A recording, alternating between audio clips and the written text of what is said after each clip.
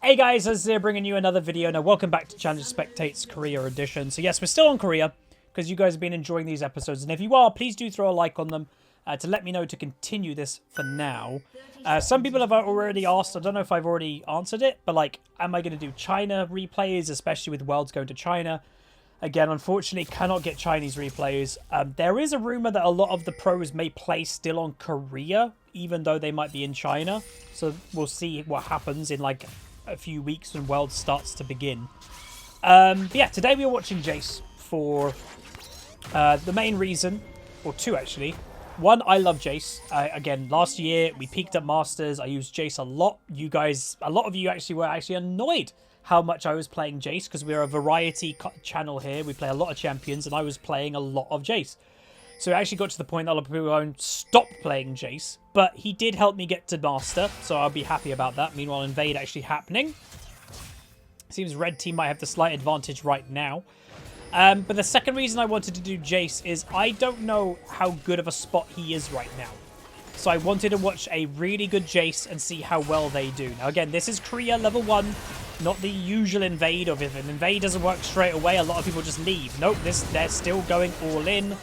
Big first blood for blue team. Again, Hecarim does a lot of damage at level 1. Graves is doing a decent amount of damage. Bard flashing gets himself a double kill. And Akali flashes gets herself a kill.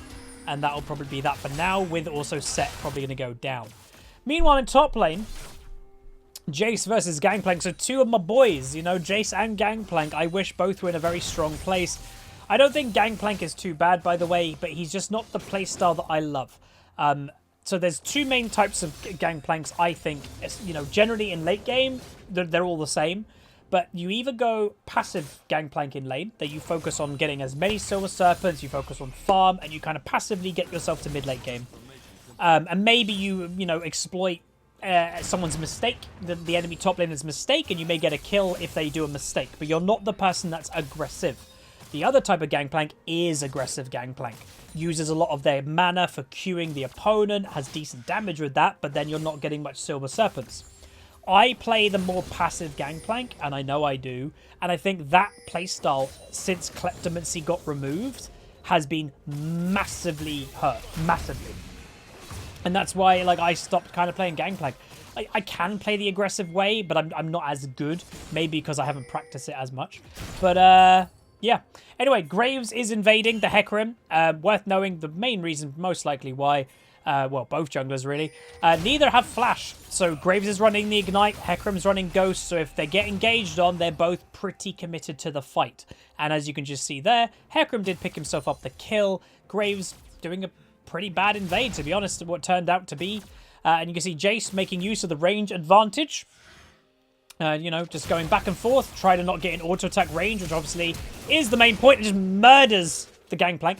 So that was really nice use of poking, not getting hit by the Gangplank passive, which obviously is a big burn. And then, yeah, going in with the phase rush procced movement speed burst to take down the Gangplank at level 3, level 4, which, again, Jayce is a lane bully.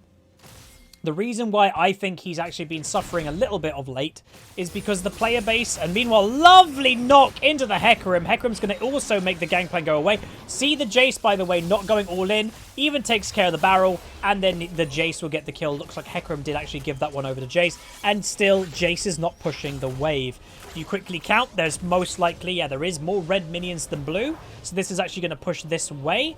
Jayce can go back. He may not even have to teleport here, by the way. He can probably run back to lane with this slowly pushing to his territory. Perfect positioning. Poor Gangplank is all I've got to say for now. But yeah, so Jayce, camera please. Again, it does this thing that it likes to jump around even though I don't want it to. Jayce is a lane bully. That's what he's designed to be. But the reason why he's fallen off is I think the meta and the player base has got smarter. Therefore, early game champions have been suffering a lot more. Some champions who are early game can get away with it a bit more. For example, Renekton can build Blade the Ruined King. That gives him a good-ish late game. Pantheon, early game champion, you now play him in support. So people are finding ways around making use of an early game champion in the current situation. Well, Jayce, you can't play him support, and Blade the Ruined King is not an item you buy on Jayce. So he's been in this kind of weird position of, does he just get outscaled by most things? the saving grace of this champion's potential return is Mirror Mana. So it's a very popular item right now that even some AD carries who never used to build it are now building it, such as Lucian. And again, what it's doing is giving that mid to late game damage that a lot of these champions are missing. I've even seen Dravens build Mirror Mana because, again, Draven falls off if he's not really far ahead in late game. So it's interesting. But the one thing you most likely not want to do, by the way, as a Jayce, is ever buy a tier as your first purchase. I know it's tempting because it's like, oh, I can get my tier earlier, therefore I get the completed item earlier. The problem with doing tier first is you're basically, you know, you're a lane bully that now really can't lane bully that much, or you're not as effective at it. You need to have damage items to continue the bullying as much as you can. And buying a tier first is not going to do that for you. So you can see here, the Jayce has got a Fairy Charm. Going for the all-in, level 6 just murders the Gangplank. Again, lack of respect, I think, from the Gangplank a little bit to be that close. With a 2-level deficit right now. Oh, a little bit of buggy there. But yeah, the Jayce has gone for the Fairy Charm and then a Longsword. So he has that damage that can enable his bullying to continue.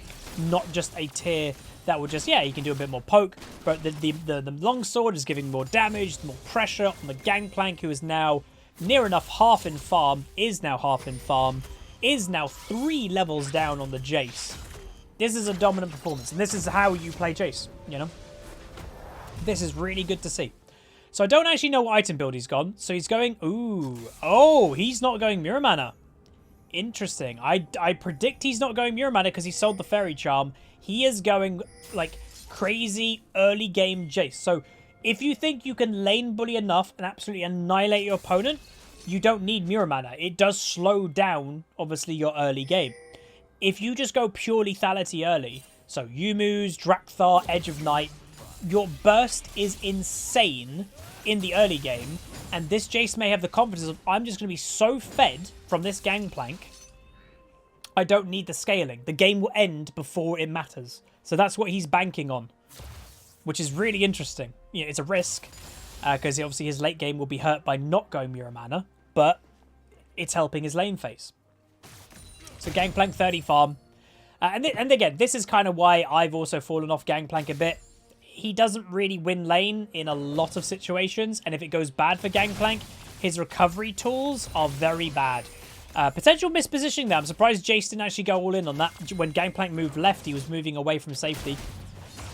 But yeah, this is, again, a good example why I think Gangplank has fallen a bit. And, you know, you, by the way, still see Gangplank here or there in pro play, very high rating. Obviously, he's not a bad pick. I think just for the average person that isn't a Gangplank main, or you're not in pro play where you're building a comp knowing you've got Gangplank, I think for average play, the average player who moves around on champions that isn't a main of Gangplank, I definitely think less people are playing him.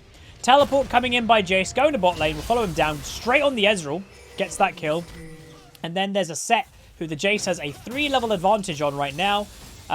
Presume the Jayce will get this kill. Does have to use the flash for it, but does get the kill in the end. And that is really good. So, again, how do you carry games from top lane so far? We've said it many times. Number 1, interesting Gangplank ult. Number 1 is win your lane. If you're not winning your lane and your top lane, you can't complain about carrying games from top. Winning your lane is the core fundamental of carrying from top. Secondly, after winning your lane, have pressure around the map. Don't keep using your teleports up in top. He teleport bot lane, got a double kill. That's the kind of thing you need to do. Because, you know, this Gangplank has gotten back a bit in farm because Jayce hasn't been here. But now Jayce returns after now another double kill, more strength. And if he gets this kill on Gangplank, which is going to be close, he does have flash. He does flash the Q. But then he has to use his flash instantly because the Jayce pressure is high returning to lane. So it's kind of min-maxing. He's maximizing what he can get around the map with also maximizing what he's getting in top. And obviously you can't do everything. He can't get perfect farm in top lane and have map pressure. So something's going to give. Some people will be like, I'm staying top lane to get perfect farm. But then your bot lane goes 0 and 10. That's the problem. You got to weigh up what's better. And, you know, let's say you're a Tryndamere player who doesn't run teleport. Well, maybe it is the best thing of just staying top lane, continually beating your opponent in the 1v1, and being a nightmare, continuously pushing and pushing and pushing, and the enemy team can do nothing to your tower push.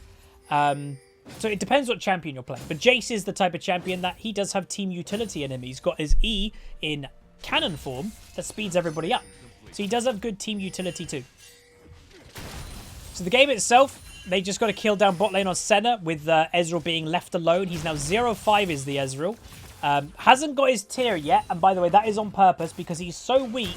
Again, tier makes you weaker in lane. He can't risk buying a tier. He'd be so weak. He has to go Sheen first to try and get a little bit of strength. It's not going to be enough, obviously, but that's the logic behind that.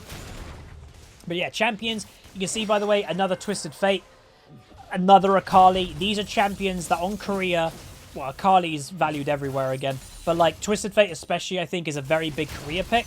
Akali's back being one of the best champions in the game and has been, I think, for a while. But I think finally now people are really embracing that. Oh no, yeah, Akali's back for good. Or back for now. Because there were a lot of people, I think, in denial, even fairly recently, of like how strong Akali is. Still. She's very strong. Like, very. But yeah. Team build-wise, so yeah, the Graves running the Ignite. High risk, high reward. If it works, you snowball like crazy. If it doesn't, well, then you're a lot more immobile and you can die a lot. But yeah. So I'll be interested to see what this Jayce does. He has vision on the Graves over at the Krugs. Twisted Fate gets a kill on Ezreal. Set gets the kill on Senna. But Set is probably going to go down looking at the minimap, which he does to the Twisted Fate. And Jayce is going to roam over to mid lane to the Akali. Bard's also coming, so they could do a pincer sandwich move here. So let's see if Akali is going to go down or anything. Jayce is just going to do wave clear instead. Not going to go for the fight on the Akali. Again, possibly scared of fighting her, even though Jayce is quite strong. Is going to go back, though, with basically 1,800 gold by the time the base goes through.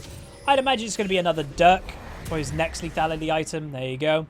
And was that a corrupting potion upgrade? It may have been. And a ruby. So this is most likely Edge of Night being built.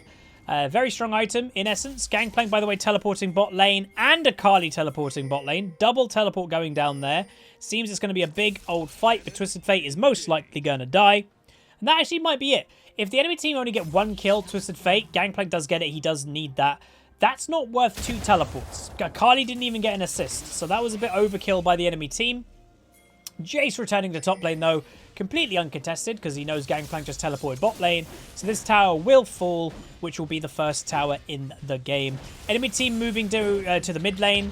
Bit of a fight happening. I think a Senna will probably go down. She does to the Akali. So what's the enemy team doing? They're behind. And what's a good thing to do when you're behind? Kind of become a roaming gank squad. You have strength in numbers. Even if there's 2 weak people, sometimes 2 weak people can beat 1 strong person. Not always, you know, you're going to be careful, but it's a higher chance of success. And that's what the enemy team is doing. They're embracing, we need to group. Also, thanks to whoever just subbed. I'm not streaming right now, but someone just subbed.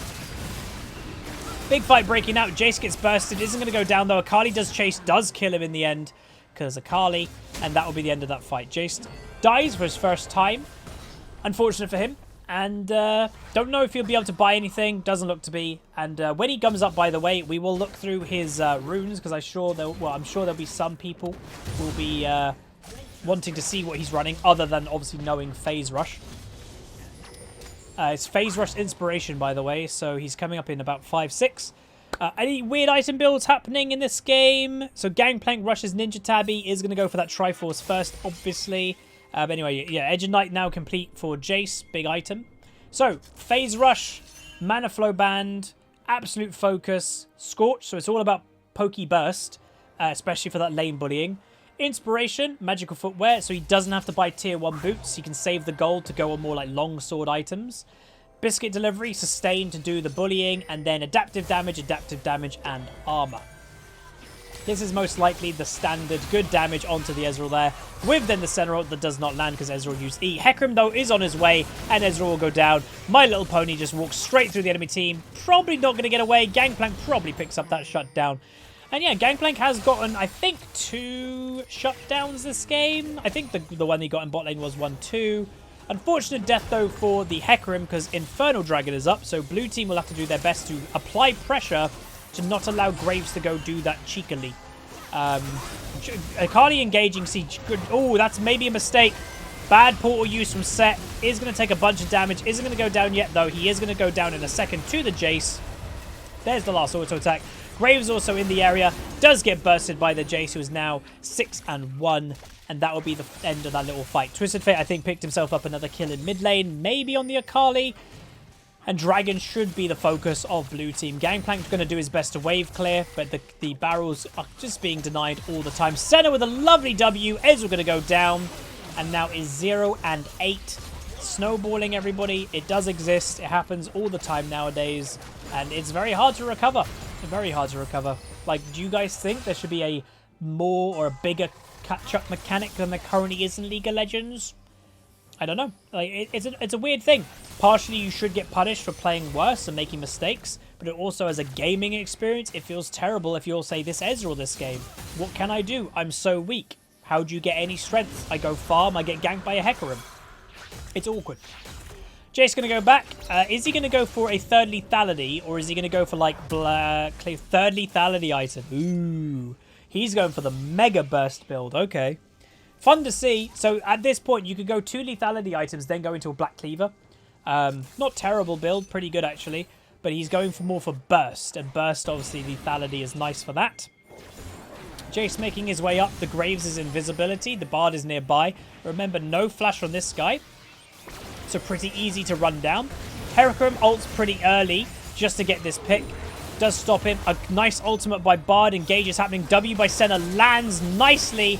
She gets run down by the Hecarim, and that'll be a double kill potentially. I was going to say Baron, but no, it's only 17 minutes in the game. Jayce now has these double buffs, which Jayce is always going to like. He benefits massively from both of them, actually. Poke with his mana for blue buff, and poke with his auto attacks for red buff. But yeah, this has been a very clean Jayce. Yeah, really good. This is how you play Jayce. That might even be the title of this video, because this is literally... I can't give you guys a better definition of how to play the champion. Insane bullying early on to the game, getting that solo kill on Gangplank, snowballing from that, teleporting to bot lane to get the double kill, roaming here or there, getting poke in team fights, and also giving his team utility, especially with a Hecarim, giving him movement speed to enable others to do well as well. This is Jayce. This is why I like him. He's very versatile as a champion, and I like that a lot. Potential pick, again, on the Graves, straight into the the Jayce, who gets the, well, actually, Bard gets the kill. Jayce doing a bit more damage before he runs out of the tower range, and now the pressure will begin mounting on the enemy team. In that, oh, nice snipe on the Ezreal. He should have gone back. Incredibly squishy to this really fed Jayce. High damage coming out, and now the enemy team is in big trouble. The base is about to be opened, probably, unless Gangplank can do something magical, which I doubt. And, yeah, and this is the point. Akali this game, you've even seen her do a lot of damage. They're actually going to back out, which is surprising. Maybe they could have got the inhib. Akali's been doing a lot of damage in this game. She can't carry this by herself. League of Legends as a game has moved on from solo champions, nice skill from Jayce, being able to properly carry. It's very hard to do so. In the early stages of League, when things are a bit more crazy, yeah, an individual could carry a lot easier. You can't really do that anymore. So even though Akali is known to be maybe a bit too strong now, she's done well this game, there's only so much you can do. Dominating Jayce, gets another kill on the Gangplank, and Inhibitor will be finally broken.